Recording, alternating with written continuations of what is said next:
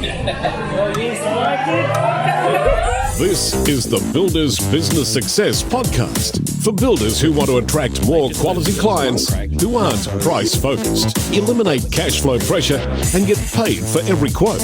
Here's your host, Mick Hawes. Hey, welcome to another Builders Business Success Podcast. The purpose of this podcast is to help builders all around the country, in fact, all around the world, know that the current state of affairs, the current processes that are building industry norms cause so much problem and so much pain for the builder, the team, the clients, and it doesn't have to be that way.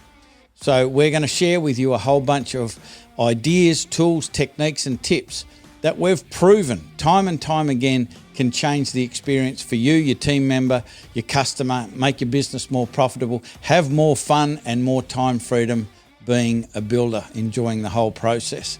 So let's get into the show. So on this episode, really excited to have old mate, Captain, give him a salute, Glenn Bull, back in the chair. We're going to be talking to him about time management and a whole bunch of really cool things. He's a repeat offender. He's on the show a lot and he's always got a lot to offer. And of course, we've got the regular segments. What did I say? I did actually say something worthwhile just for a few moments this week. We recorded it. That's going to be in the What Did I Say segment. And I'm going to show you something from the technology area. It's going to blow your socks off. Please hang around for that. It is amazing. Even if you're not into tech, this is going to absolutely spin your head. Okay, so let's get on with it. Let's hear from Captain Glenn Bull. Hopefully he got back from his fishing expedition safe and sound. Let's go and see. I wanted to talk to you about just the basic stuff that you think is important to plan your day from a builder's perspective. So we'll get to how we can help subbies and the team and all of that sort of stuff become more efficient, more effective, more productive. But it starts with you. I mean, you're the nut behind the wheel fundamentally with the business. Yep. You've got to lead by example and you know, you could have the most organised, well-oiled team on your site, but if you're unorganised or distressed, sending out a bad example, that's not a good thing. So what are some of the things that you do to get yourself ready for the day? Well, I take absolute full control, responsibility for the whole thing. Yep. So every day, what I do is what you taught me, Mickey, 25 odd years ago. Thank you. I did a time management course with you. And you explained to me way back then that the most important thing, instead of getting out of bed and rushing to the building site and start just going for it, is to organise it through time management. And that time management course you've got me to do, you had to write down the list of what was important for the day and then put them in A's and B's and C's and then go A1, A2, A3, analyse that. I did that, still do it. And what I do after that is then I actually put in each one of those into play. So before I go in to the building site to talk to the concreter or whatever person is I'm going to be dealing with that day, I go through that job in my head, like how it's going to go all the way through. So when I'm standing there talking to him, I've already got the answers and I've got control of what has to happen first. How important is it to be prepared before you walk onto site, like rather than, you know, I'm fairly certain that many people, they just get up and get going, and I can understand that it's kind of a common thing that the best way to get the most out of the day is just to get going. Whereas there is that old saying about, I think it was one of the US presidents, the guy with the hat and the beard. What was his name? I'm not an expert on political. Aren't you? Lincoln, Abraham Lincoln. Come on. Okay. That's the guy I'm trying to think of. Hat and a beard, right? And a beard. Yeah, and he was known to have said...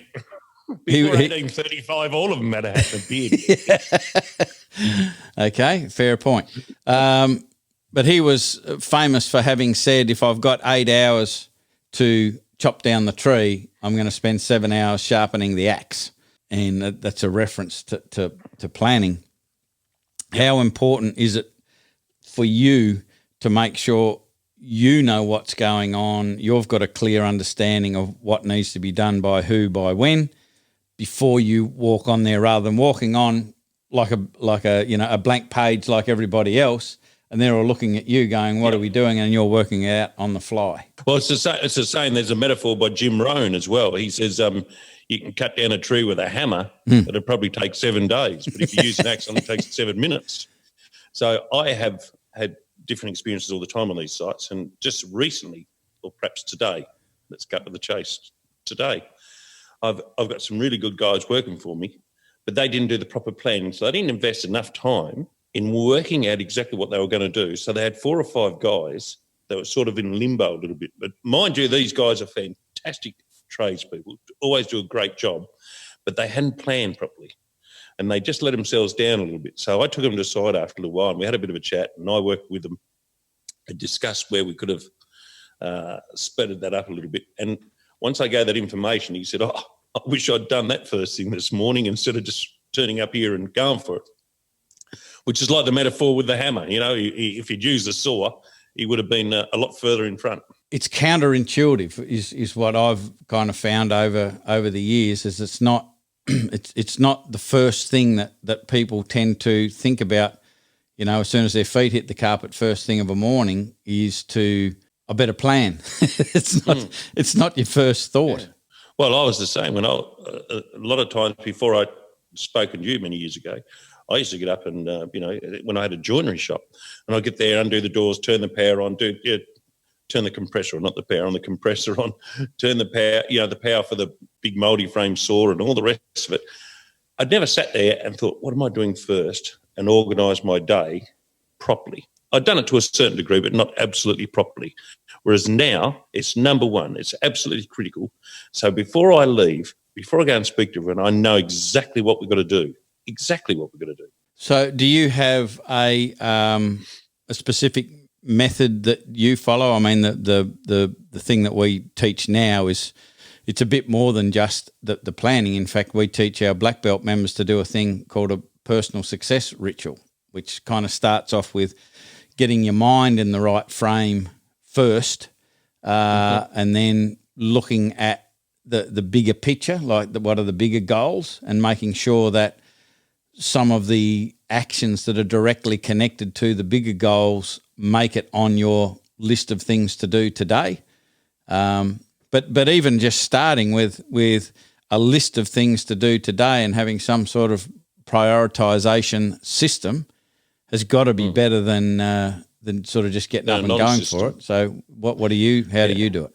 Well, before I say what I do, I've seen a lot of guys, and again, the guys turned up today. There was 3 different trades here today, and all of them obviously just get up, get in the car, turn up to do the job, and then they start saying, we need some pipe, or we need some glue metal, or we need some timber, we need some nails. They're already there to do the job, and they haven't put that into play.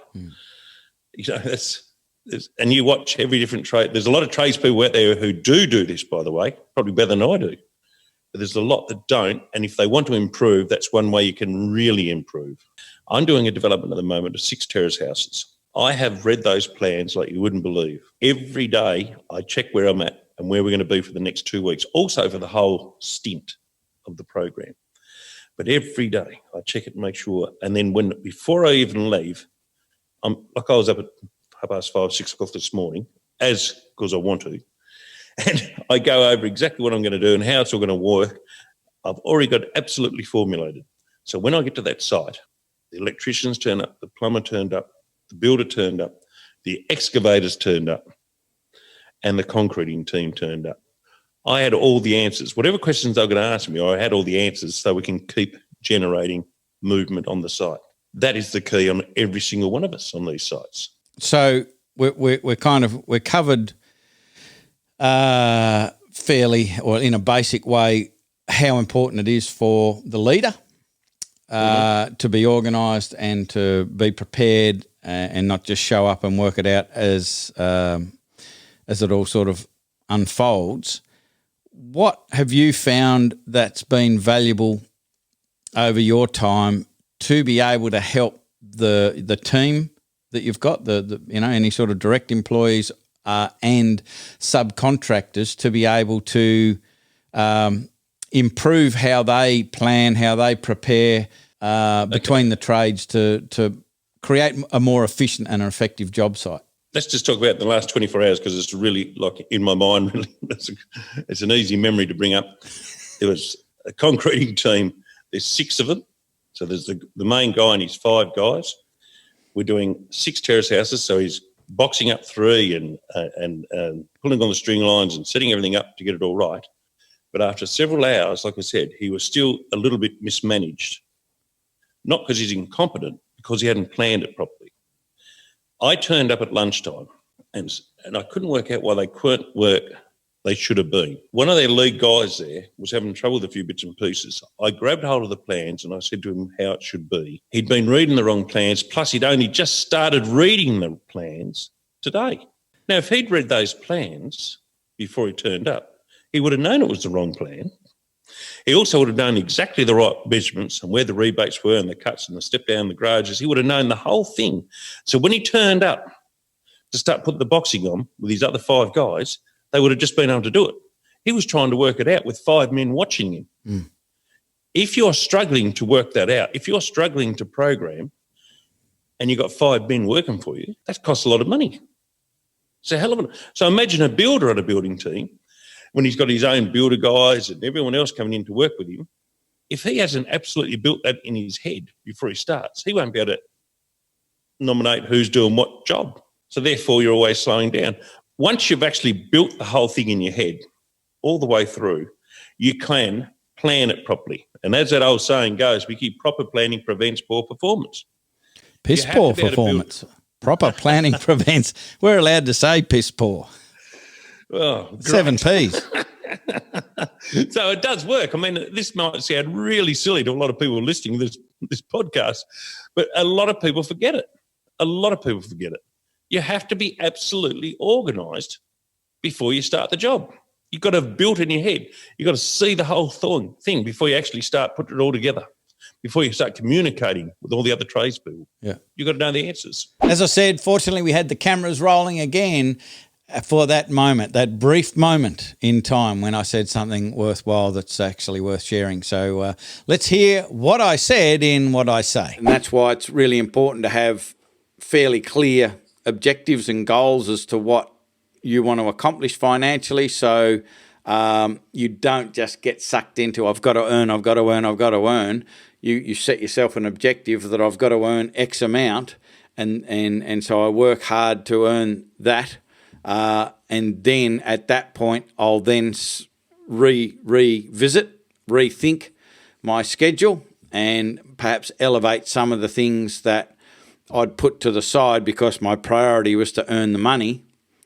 Now I'm earning X amount of money. It's not what I want to earn. It's not solving all my financial problems, but I got to that objective, and now I'm going to schedule 20 minutes twice a day or something like that where I go to the car and I do professional development, or I do some sort of,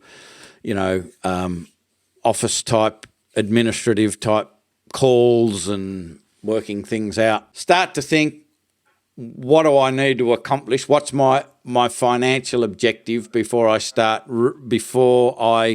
reassess? That's, that to me, that's pretty simple. It's like, go hard to earn the money if that is the total priority right now, and then do the best you can early mornings and after work to listen to stuff to improve yourself and what have you. But once you get to that financial objective, what that does is it triggers off a reassessment. It's not you don't say now, when I get to that, I'm going to do this. You say, when I get to that financial objective, I'm going to stop and I'm going to reassess and perhaps expand the personal development or the professional development time, the administrative time, so I can do that at a more appropriate time of day. And the answer is, it's a moving target. Like, you're constantly going to be refining this and changing this, and it's going to be like golf. You think you've mastered it because you've hit a few good shots on the last few holes, and then you come back the next week and you're shithouse. Right at the start of the show, the top of the show, I said, hang around for the tech segment because it's going to blow your socks off. And what I've got to share with you is this over here. It's a countdown timer. Now, have you ever heard of anything more sensational, more exciting than a countdown timer? What do you need a countdown timer for? One of the things that we promote and help our members to implement in their day is a thing called a time block.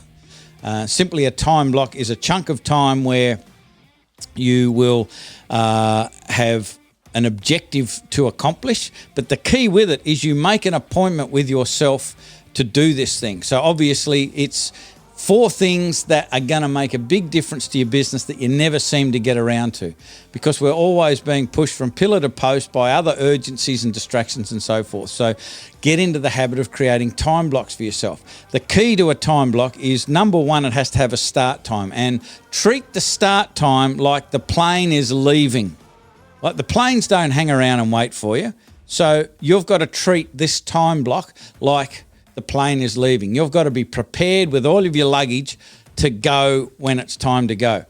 And so what I mean by that is make sure you've got everything ready before you press the timer on this countdown timer to do your time block. First thing, as I mentioned, is start time. Second thing is duration. So it's really important to have a duration, and this is why we have the countdown timer. So the key with a time block is to say this time block is going to be 11 minutes long, or 7 minutes long, or 50 minutes long. And I generally talk about a 50-minute time block, and I just want to make sure that you understand that a time block doesn't have to be 50 minutes. But I would suggest to you it shouldn't be any longer than 50 minutes. If you had a bunch of time blocks back to back and they were 50 minutes each, it's important to have that 10-minute gap in between them, and I'll talk about that in a sec. But you create a sense of urgency with this countdown timer and have it visible. But the key with this, folks, is if you use the countdown timer on your phone, so this bit of tech you've already got. It's on your iPad.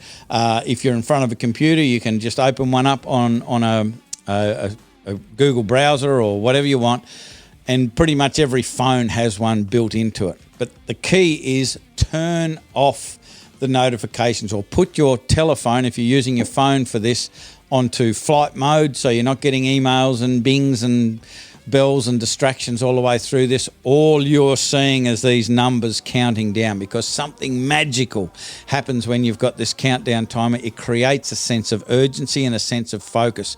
And that's the key with a time block. If you think you're working as hard as you can, you are delusional. There is so much more than you can get accomplished in a day using ideas like time blocking and this amazing technical tool called a countdown timer. Because how most people go through their day is they are trying to set fire to the paper with their magnifying glass.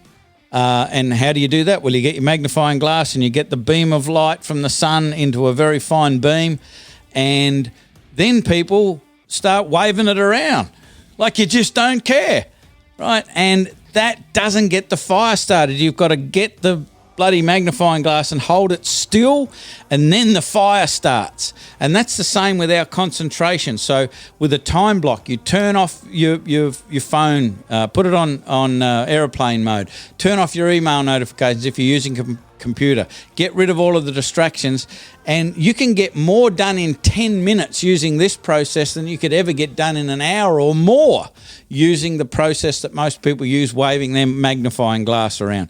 Because what's happening without this process is that you're doing something and then you'll get distracted, and then something else will come into your mind, and then there'll be a bing, and then there'll be a noise and whatever.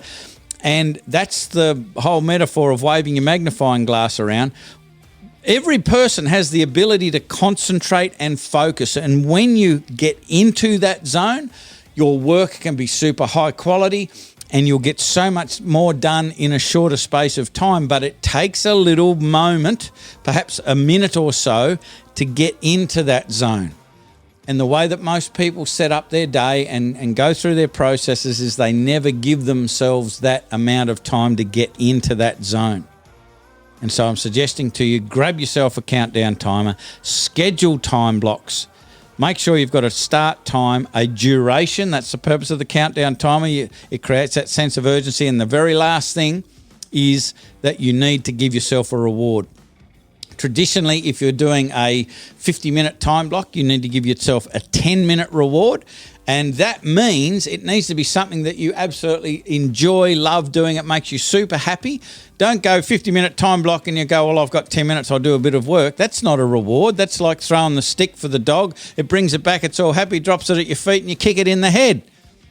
After a while, it will stop doing that. And that's what we do to ourselves all of the time. So do your time block, have the countdown timer, give yourself a reward. Like if you want to watch funny cat videos on YouTube for 10 minutes, it's not a waste of time. Trust me. It's a great investment of time doing something like that. So there you go. That's the tech segment for this Builders Business Success podcast. The countdown timer, absolutely amazing. I'm sure your mind is blown.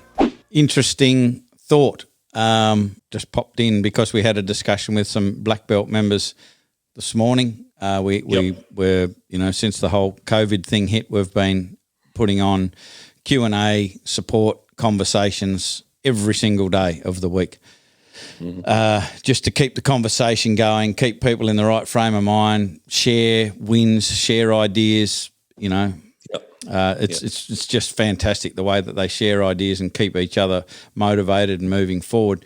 And one of the guys sort of was saying, I'm kind of getting sucked in to being on the tools a little bit too much, and I'm not getting the things that I need to do on the business done. And there were other things like he had to go out and do, site visits for some new jobs and what have you in the afternoons, and is traditionally a little bit late. But I mean, a lot of people are like that, aren't they? They are. They're perpetually late. And I just said, like, when you're late, you're basically living your days, day after day, in a stressful state because you're under the pump. You're always a bit behind. There's a crisis after crisis. It's not a good place to be. It's not a good mental and emotional place to be, and it causes you to make poor decisions. And just one of the things that I mentioned, the way I only started doing this maybe 5-6 years ago, but I'd call that a recent development. Is that when I'm planning my day, and let's say I've got an appointment in town, and it's a 35-minute drive to there if nothing gets in the way, if there's no roadworks or whatever. And so if I've got to be there by 3:30, I'd go, okay, it'd take me 35 minutes to get there.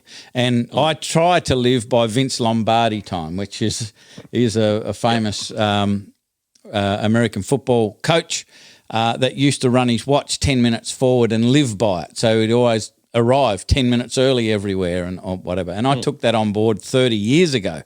So if I got to be somewhere at 3:30, I plan to be there at 3:20. If it's a 35-minute drive, I'll factor that in. If I've got to have sort of 10 minutes to find a park and walk to the appointment, I'll factor that in. And I'll put just maybe a few minutes of fudge factor in there just in case there's a roadworks or slow traffic or something like that. So I'm taking into account every possible thing. And people will go, well, gee, why would you do that? It seems like a waste of time. But what I've found over the years is by doing this, I'm always arriving early, and I find that I very rarely feel like I'm under the pump. I very rarely feel like, I'm distressed. And I know other people who perpetually live in that distressed state, and it's just, it's not a good thing. So in my diary, I'll work backwards like that, and I will make an appointment in my diary that I need to leave at, let's say, after 2:30 or whatever it is, to allow all of that to get there by 3:30. So I'll have a leaving time in my diary, not an arrival time for the next appointment. And little things like that can make a power of difference. Yeah, well, that's how I run all my sites as well. Time is an instrument on a clock. It's not something that's actually inside you. It's a mindset. So therefore, if you've got to be somewhere, you'll find like these guys that turn up every day, they're always 5 or 10 minutes late. Isn't that an interesting thing? If they had a different mindset, that clock, that the number instrument would be different in their head if they had a different mindset. Yeah, the most fascinating thing that I've found is just, like you say, it's that mindset, but it's the perpetual emotional state that you're in. And if you I think that the challenge is that what people tend to do is that their thought is that I'll just squeeze that other thing in and get that other thing done, and I get that other thing done, and they're squeezing it in and squeezing it in. But gee, man, at the end of the day, the goal is at the end of the day to have done the most important things that I could have done, not the most things. And sometimes that might be one thing. And I think that you will actually feel better if you've done that one really important thing that might be working on the business and on the business activity versus 20 things that are in the business that really haven't progressed your business any further forward. So, figuring out what the important things are at the start of the day and making sure that you've made space for them throughout the day and given them the priority, I think that you feel a lot better. And that becomes that perpetual feeling of being in control. I can reinforce that opinion that you just had, because in that time management course you used to run 25 odd years ago, you actually put in how you can get more money, but you can't get more time. So make sure that the time you spend, you use it wisely. That way you attribute things to A, B, C's, 1, 2, 3s on those A, B, C's. And then if you create a list of what needs to be done on the day, and it's a real list because you allocate so much time to each item, you can achieve each one of those by the end of the day. Therefore, you have that fulfillment of success. Whereas a lot of us who don't do any time management and look at their day and just go straight into it, i.e. not planning it properly, not having any time management, allocating so much time to each purpose. Therefore, at the end of the day, they've still got several items they haven't done, and they don't feel that little edge of success that has succeeded in the day. And that all came back from that time management course you taught me a long time ago. Yeah. And still use that. It's absolutely vital. It'd be an interesting thing I'll put the challenge out there to one of the things that we were taught to do, I was taught to do back in the day, was do a time log, which is basically write down what you'd been doing during the day around about every 15 minutes. And what most people think when you suggest that is, well, all I'll be doing is writing in this bloody time log. I won't get anything done. That's not the truth. It just takes a few seconds every 15 minutes to write something down. But the valuable data you can get from it will change your life. This is a life-changing exercise. But the interesting thing would be, and I'm throwing that challenge out, is to do that, but then allocate let's say an hourly rate value to the activity that a person has been doing. So for me, like if you're doing project management type work, that's quite an important part of a project. And therefore, like you would pay somebody to manage an important project far more than you would pay somebody that's just sort of cleaning up the rubbish off the site, yes? Of course. So, you've got to put a higher hourly rate to that sort of activity, doing the planning, organising trades, managing the project versus going and picking up equipment, dropping off materials, time actually with the nail bag on, if you like. And then there's little, administrative things that somebody could probably do for $20, $25 an hour. Yet the builder, who really is worth hundreds of dollars an hour, they need to be making sure that the lion's share of their day is spent in those multi-$100 activities, not the $25 an hour activities. Yeah, well, as we're talking about with that time management thing, some people major in minor things. They put a lot of effort into running the site by, hey, I'll slip up and I'll take my car, I'll go and pick all the materials up, I'll go and do this and I'll go and do this and I'll grab that. If they'd planned the job properly, sat there at the office, worked out what materials exactly were required, sent a purchase order via email, got a confirmation on that, that's locked in. That way, when they turn up on Thursday, it's Monday now, they turn up on Thursday, it's going to happen. They don't have to slip to the shop to buy the products. They can now major in major things, which is checking out exactly what's going on that site, communicate with every single major contractor one-on-one, not via text message or phone, face-to-face, make sure it's done. And then they can spend another few periods of time back at the office nominating, choosing, working out what needs to go next, then go back to the site and talk to everyone face-to-face, one-on-one again. And that's where you major in major time, not by running around picking up bits and pieces or cleaning up. And mind you, Mick, I'm not the absolute expert in this. I still do a little bit of that myself. Because I was just about to say we that, fall into the same trap. We do. We fall back into this trap. Yeah. So I can stand here and preach this gossip. However, I still do fall back into that myself every now and then. And then someone just says something to me. Like the other day, I was trying to organise these bits and pieces. I was trying to get some profiles up, working with these guys to make sure everything is immaculate. And another guy who is an expert in the field of excavation, he's got 30-odd excavators and all these guys, all the cars are immaculate, everything's perfect. He just makes things tick. And he said, what are you doing? He said, I've got a couple of great labourers who are very good at that. Why don't I get them here and get that done for you, and you go and do what you should be doing? And I thought, God, he's the excavator man running this company. He's given me advice, and I tell you what, he was fantastically right. We've got to listen. That's the other good thing too, isn't it? Is to listen and take notice. And when someone gives you good advice, take it on instead of just listening going, oh, yeah, whatever. Yeah. I'll still drive me ute. I'll pick up the timber myself, mate. Instead of going, hey, actually, I might go downstairs right now and work out when we need studs, frame, trusses, floor trusses, plaster. Write that on an email, work out the timeline, email that off now. And then when I'm driving to that site tomorrow, I could just make the quick phone call to Clennett's, Bunnings, whoever you're using, or what plaster shop or whoever you're using, go, hey, that email, the products, is that still turning up at 8:30 this morning? Yes. Perfect. Yeah. You don't even now have to work on it anymore. It's done. Yeah. And that was that proper planning prevents poor performance.